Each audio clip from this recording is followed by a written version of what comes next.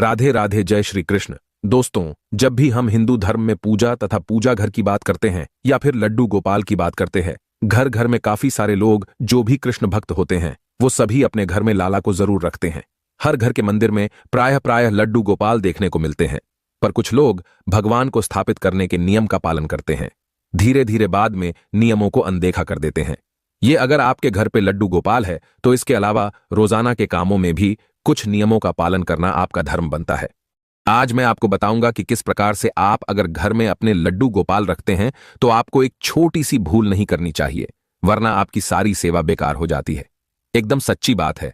उन करोड़ों कृष्ण भक्तों द्वारा जो अक्सर अपने जीवन में लड्डू गोपाल की नटखट शरारतों के प्रत्यक्ष अनुभव और दर्शनों का महासौभाग्य पाते हैं। जैसे कोई छोटा सा मासूम बच्चा हो और आप उसको पीट दे, लेकिन फिर थोड़ी देर बाद आप उसे प्यार से बुलाए तो वो आपकी मार को भूलकर आपके पास खिलखिलाते हुए चला आता है। उसी तरह से कोई बढ़ा से बढ़ा पापी भी अगर अच्छा इंसान बनना चाहता है तो वो भी प्रेम से अगर लड्डू गोपाल को बार बार बुलाए तो लड्डू गोपाल ठुमक ठुमक करके हंसते हुए उसके पास पहुंच जाते हैं। हमारे शास्त्रों में लाड़ लढ़ाने की बड़ी महिमा बताई गई है। कई लोग को तो पता ही नहीं होता है कि लाडाश लढ़ाना किसको कहा जाता है।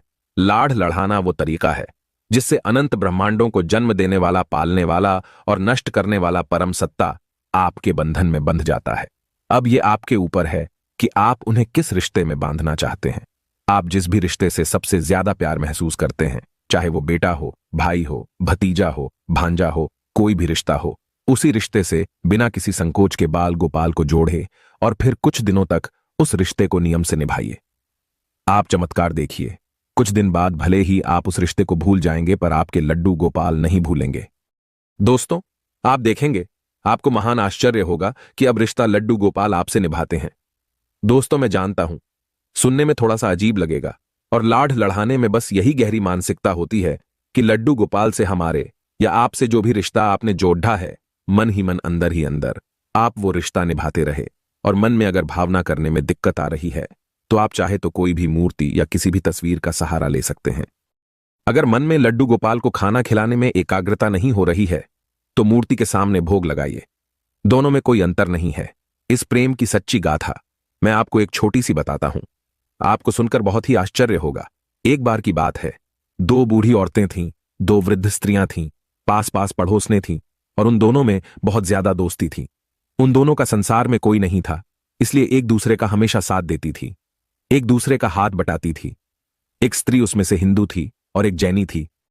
जो हिंदू थी उसने अपने घर में लड्डू गोपाल को विराजमान किया हुआ था और हर दिन बड्ढे प्रेम से लड्डू गोपाल की सेवा करती थी। उनको स्नान कराती, धुले कपड़े पहनाती, दूध फल आदि भोग अर्पित करती। ये उसका नियम था। वो स्त्री लड्डू गोपाल के भोजन का विशेष ध्यान रखती थी। सर्दी हो, गर्मी हो, बरसात हो, हर समय हर मौसम के हिसाब से लड्डू गोपाल को खाने की चीजें, नए वस्त्र, खिलौने आदि बाहर जाती तो भी लेके आती थी। लड्डू गोपाल से उनके मन में बहुत ज्यादा प्रेम था और हर समय सेवा भाव में लगी रहती। दोस्तों, एक बार हिंदू वृद्धा 1 महीने के लिए तीर्थ यात्रा पर जा रही थी। दूसरी स्त्री को भी उन्होंने चलने के लिए बोला, किंतु वो अधिक वृद्ध थी, इसलिए उन्होंने मना कर दिया। अब कुछ दिन बाद वो हिंदू वृद्धा तीर्थ यात्रा के लिए निकल गई। उसके जाने के पहले उस पहली वाली हिंदू स्त्री ने उनको लड्डू गोपाल की सारी सेवा समझाई और पूछा कि आप लड्डू गोपाल की सेवा कर लोगे क्या? जैन स्त्री ने हां बोल दिया और शुरू से वह बहुत उत्साहित थी कि उसको लड्डू गोपाल की सेवा का अवसर प्राप्त किया।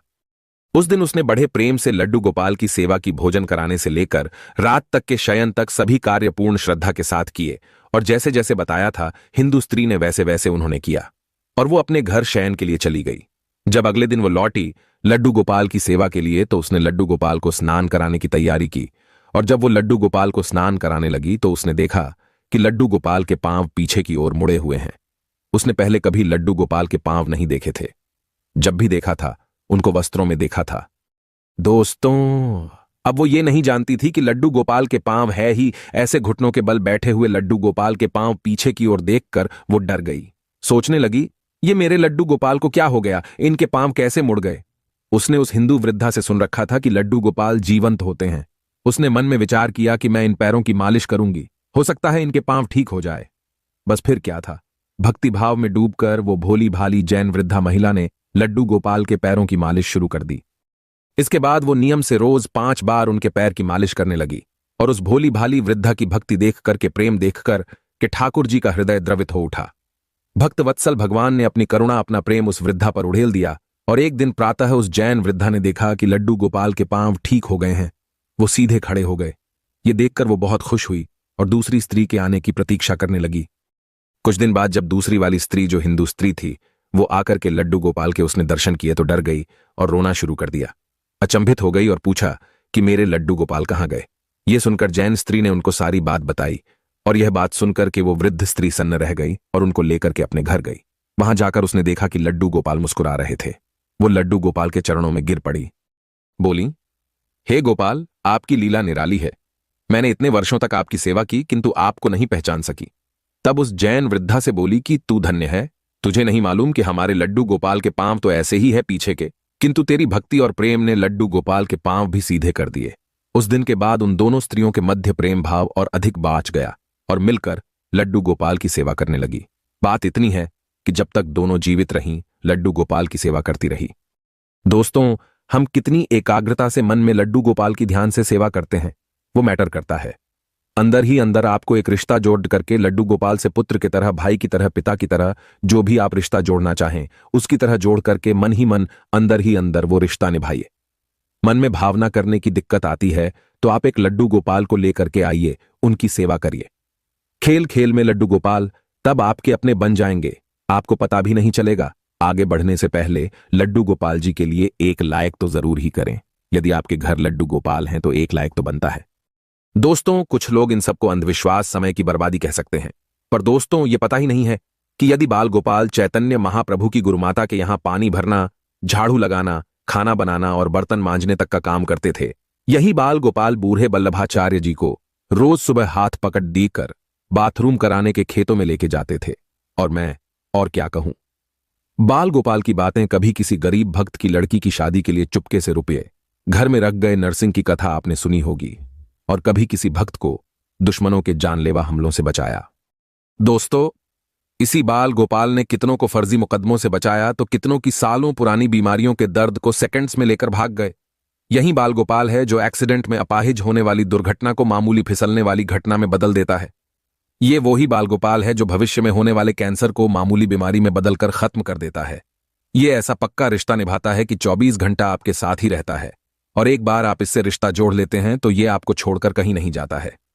तो फिर दोस्तों, जब 24 घंटे का ये अति प्यारा, अति सुंदर, अति मनमोहक हमें बॉडीगार्ड हमारे साथ मिलता है, आपको मैं बता दूं, इस दुनिया की हर स्त्री लड्डू गोपाल की मां और हर आदमी पिता बनने के महासौभाग्य को निश्चित पा सकता है। और अगर घर के मंदिर में आप लड्डू गोपाल को विराजमान करते हैं तो आपको इन बातों का ध्यान रखना चाहिए। एक फैमिली मेंबर की तरह उनका आपको ध्यान रखना चाहिए। रोजाना के कामों में नियमों का पालन करना चाहिए। सबसे पहले मन में ये बात बिठाना बहुत जरूरी है कि जिस भी घर में लड्डू गोपाल जी का प्रवेश हो जाता है वो घर लड्डू गोपाल जी का हो जाता है, इसलिए मेरा घर है, इस भाव का मन में समाप्ति करें। और लड्डू गोपाल जी का घर है, इस भाव को अपने मन में सबसे पहले आपको घर करना चाहिए। दोस्तों, दूसरी बात यह है कि लड्डू गोपाल जी अब आपके परिवार के सदस्य हैं। सच तो यह है कि यह परिवार अब लड्डू गोपाल जी का है, इसलिए लड्डू गोपाल जी को परिवार के एक सम्मानित सदस्य का स्थान प्रदान करें। और कोई ना कोई नाता, जैसे मैंने बोला, भाई, पुत्र, मित्र, गुरु, कोई भी हो, कोई भी नाता हो बेटा, आप जो बनाना चाहे उनको बनाएं और उसी प्रेम और निष्ठा से उस नाते को निभाएं। अपने लड्डू गोपाल जी को एक प्यारा सा नाम जरूर दे। कोई लडुआ कहता है, कोई कान्हा कहता है, कोई लाला कहता है, जो इच्छा वो नाम आप दे पर दे। जरूर परिवार के सदस्य की जैसे आप आवश्यकताएं पूरी करते हैं उसी तरह से एक लड्डू गोपाल जी का आपको हर समय उनकी आवश्यकताओं का ध्यान रखना चाहिए। कोई विशेष तामझाम नहीं करना है। आपको प्रेम और भाव के भूखे हैं, इसलिए जितना प्रेम हो आपके अंदर, जितना भाव आप अर्पित कर सकते हैं, बस वो उतना आपके हो जाते हैं। किसी भी घर में प्रवेश के साथ ही लड्डू गोपाल जी की प्राण प्रतिष्ठा हो जाती है। कोई अलग से प्राण प्रतिष्ठा की उनकी जरूरत नहीं होती, इसलिए उनको मात्र प्रतिमा न समझ करके घर के एक सदस्य के रूप में उनके साथ व्यवहार करना चाहिए। उन्हें एक सुंदर सा आसन देना चाहिए। उनकी स्थापना आपको सुंदर से आसन पर करनी चाहिए। आसन लाल, पीले या केसरिया रंग का हो, बेल बूटों से, रत्नों से सजा हुआ हो, यह उनको बहुत ही प्रिय होता है। दोस्तों, इसके बाद भगवान के चरण धोए, भगवान के चरणों को धोते हैं, उसको पाक कहते हैं, और इसमें शुद्ध पानी भरकर फूलों की पंखुड़ियां उसमें आपको डालनी चाहिए। रोज उनको स्नान कराना चाहिए, जैसे हम रोज स्नान करते हैं, रोज उनको स्नान कराएं। प्रतिदिन सुबह सुबह प्रेम पूर्वक उनको जगाना चाहिए। जागो मोहन प्यारे, प्यार से एक भजन गाए, गीत गाए जो आपको आता है, सिर्फ बोले लाला उठ जाओ लाला। इस प्रकार से हाथ जोड़ करके लाला के आगे आप हाथों को फैला करके उनको जगाए। आप देखेंगे आपका दिन कितना खूबसूरत होने वाला है। दोस्तों, जब आप उनको स्नान कराएंगे, इसको हम स्नानीय कहते हैं, और उनको स्नान कराने के लिए प्रयोग में आने वाले जो द्रव्य होते हैं, पानी, दूध, इत्र और सुगंधित पदार्थ, इनको स्नानीय कहते हैं। स्नान कराने के समय आपको ये बात ध्यान रखनी चाहिए कि जिस तरह घर का कोई भी सदस्य सर्दी में गर्म पानी और गर्मी में ठंडे पानी से स्नान करता है, उसी प्रकार से लड्डू गोपाल जी के स्नान के लिए मौसम के अनुसार पानी का चयन करना चाहिए। स्नान के बाद प्रतिदिन धुले हुए स्वच्छ वस्त्र पहनाए, और ठीक उसी तरह से आपको ड्रेसअप भी करना है। जैसे ठंड में ऊनी वस्त्र पहनाते हैं, गर्मियों में आप सूती वस्त्र पहनते हैं, इसी प्रकार के वस्त्र उनको पहनाने चाहिए। दोस्तों, सर्दी गर्मी से बचाव का प्रबंध करना चाहिए। गर्मी के लिए आप उनको कूलर लगा सकते हैं, हाथ के पंखे रखें और मौसम के अनुसार वस्त्र पहनाएं, उनसे बातें करते रहे। जब आप उनका श्रृंगार आदि कर रहे हैं तो लड्डू गोपाल से प्रेम पूर्वक बातें करें, उनके साथ खेले। जिस प्रकार घर के बाकी सदस्यों को आप भोजन कराते हैं, उसी प्रकार से उनको भोजन कराएं। पहले लड्डू गोपाल को भोजन कराएं, बाद में स्वयं भोजन करें। वह भोजन भी अमृत से 1000 गुना बढ़कर होता है। अगर आप बीमार नहीं है तो आपको ऐसा ही करना चाहिए। बाकी जो डायबिटिक पेशेंट है, किसी भी प्रकार की बीमारी से ग्रसित हैं, कोई आप नहीं भूखे रह सकते हैं। इस तरह की समस्या है तो भाई, आप मां हैं, आप लड्डू गोपाल से पहले भी खा सकती हैं। आचमन आपको जरूर, आचमनीय जिसको कहते हैं, वो आपको लड्डू गोपाल जी के पास हमेशा रखना चाहिए। आचमन क्या होता है? शुद्धिकरण के लिए प्रयोग में आने वाला जल होता है, और इसमें सुगंधित द्रव्य आप थोड़ा सा फूल डालें या फिर आप इत्र की एक बूंद डाल दें। ये आपको डाल करके हमेशा लड्डू गोपाल जी के सामने जरूर रखना चाहिए। दोस्तों, इसके बाद आपको भोजन देना है। जैसे हमें भूख लगती है, आपको भूख लगती है, उसी तरीके से लड्डू गोपाल जी को भी भूख लगती है। उनके भोजन का ध्यान रखें। भोजन के अलावा सुबह का नाश्ता, शाम की चाय, नाश्ते आदि का भी आपको ध्यान रखना चाहिए। हो सके तो रोज माखन मिश्री का भोग लगाएं। घर में कोई भी खाने की चीज आए, तामसी चीज ना हो, लड्डू गोपाल जी का हिस्सा उसमें जरूर होना चाहिए। दोस्तों, शहद, घी, दही, दूध और शक्कर को मिलाकर जो पंचामृत हम तैयार करते हैं, उसे शुद्ध बर्तन में भगवान को भोग लगाना चाहिए। रोज करने की जरूरत नहीं है, पर बीच बीच में कम से कम पूर्णिमा के दिन आप ये काम करें, एकादशी के दिन ये काम करें। ये बहुत ही लाभदायक होता है। जो भी आप बनाते हैं भगवान के लिए भोग, अगर अलग से बनाते हैं, जैसे कि जन्माष्टमी वगैरह पे बनाते हैं, तो भोग में मिश्री, ताजी मिठाइयां, ताजे फल, लड्डू, खीर, तुलसी के पत्ते, ये तुलसी के पत्ते भगवान के भोग में जरूर शामिल करने चाहिए। इसके बाद होता है अनुलेपन। पूजा में आप जो भी चीजें चढ़ाते हैं, जैसे दुर्वा, कुमकुम, चावल, अबीर, अगर सुगंधित फूल, शुद्ध जल, धूप, दीप आदि, इन सभी चीजों को अनुलेपन कहा जाता है। इनसे आप लड्डू गोपाल का श्रृंगार करें। श्री कृष्ण की पूजा में सुगंधित व ताजे फूलों का बहुत बहुत महत्व होता है, इसलिए शुद्ध और ताजे फूलों का आपको जरूर प्रयोग करना चाहिए। दोस्तों, बहुत सारे पेड़ों के अच्छे गोंद और अन्य सुगंधित पदार्थों से बनी धूप या अगरबत्ती भगवान श्री कृष्ण को बहुत प्रिय मानी जाती है, और इसको आपको रोज जलाना चाहिए। चांदी हो, तांबा हो, मिट्टी हो, इन किसी भी चीज के बने हुए दिए में गाय का शुद्ध घी डालकर भगवान की आरती कम से कम शाम के समय आपको विधि विधान पूर्वक जरूर उतारनी चाहिए। एक्चुअली नियम यह होता है कि आप जब मॉर्निंग में श्रृंगार करें, उसके बाद भी आप आरती करें। अगर नहीं कर सकते, कम से कम दोनों हाथों को फैलाकर आरती का भाव करके उनकी श्रृंगार आरती आपको जरूर करनी चाहिए। दोस्तों, दिन भर आप लड्डू गोपाल जी को खिलौने से खिलाए। जैसे उनको बाहर घुमाने जाते हैं तो कभी कभी लड्डू गोपाल को अपने साथ घुमाने के लिए ले जाए। समय समय पर आपको लड्डू गोपाल जी को बाहर घुमाने जरूर ले जाना चाहिए। और जैसे सभी फीमेल्स किट्टी पार्टी आदि करती हैं, इनको भी एक मीटिंग लड्डू गोपाल से जरूर करानी चाहिए। हर दिन रात में दिन भर लड्डू गोपाल थक जाते हैं तो इनको सुलाना जरूर चाहिए। लड्डू गोपाल जी को शयन जरूर कराना चाहिए। खाट ले लें, उस पे मुलायम सा तकिया, गद्दी, चादर या रजाई, जो भी मौसम के अनुसार जरूरत हो, उनके ओढ़ने बिछाने की ठीक से व्यवस्था करनी चाहिए। जिस प्रकार आप एक छोटे बालक को प्रेम से सुलाते हैं, उसी प्रकार से उनको भी सुलाना चाहिए। उनको थपथपाए, उनको लोरी सुनाए। दोस्तों, और हर जन्माष्टमी पर लड्डू गोपाल जी की पूजा धूमधाम से होती है। ये तो उनका बर्थडे होता है, लेकिन आप जिस दिन उनको घर लेकर के आए हैं, अगर वो डेट आपने लिखी हुई है या वो डेट आपको पता है कि जिस दिन लड्डू गोपाल जी ने आपके घर में प्रवेश किया था, तो उस तिथि को लड्डू गोपाल जी के जन्मदिन के रूप में मनाकर, जैसे बच्चे का जन्मदिन मनाते हैं, हर साल उस तिथि को उनका जन्मदिन जरूर मनाएं। दोस्तों, बच्चों को घर पर बुलाए, लड्डू गोपाल जी के साथ जन्मदिन मनाए, झूला झुलाएं, बच्चों को खिलौने बांटे और भी जो भी आप करना चाहते हैं वो करें, जो भी आप अपने बच्चों के लिए अपनी श्रद्धानुसार करते हैं। यदि इन बातों का ध्यान दिया जाए तो आप देखेंगे लड्डू गोपाल जी बहुत जल्दी आपके घर में आपके मेंबर की तरह हो जाते हैं और आपके, जैसे मैंने बताया, कि बॉडीगार्ड बन जाते हैं। आपके ऊपर कोई विपदा, कोई मुसीबत आपको छू भी नहीं सकती। दोस्तों, ध्यान रखें, उनके पास हमेशा उनकी बांसुरी जरूर धरनी चाहिए। उनके पास हो सके तो मोर का पंख, उनको जो पाग पहनते हैं यानी उनको जो मुकुट चढ़ाते हैं, उसमें आपको मोर का पंख जरूर धराना चाहिए। श्रीमद् भागवत गीता एक उनके पास हमेशा रख के रखनी चाहिए, उसकी पूजा करनी चाहिए। और इस बात का ध्यान रखें कि जिस कमरे में लड्डू गोपाल विराजमान हो, जहां उनका मंदिर हो, वो कमरा कभी भी बंद नहीं किया जाता। इसलिए उस कमरे को या जो भी है उनका जो मंदिर है, उसको कभी भी आपको बंद नहीं करना चाहिए। दोस्तों, अगर आप किसी काम से बाहर जा रहे हैं तो आपको घबराना नहीं है कि लड्डू गोपाल घर पे बैठे हैं। उनको थोड़े से बंटे में या किसी चीज में थोड़ा भोग रख करके उनको पीछे से खाने के लिए धरा के जाए और अपने घर की चाबी आप बाल गोपाल को सौंप कर जाए।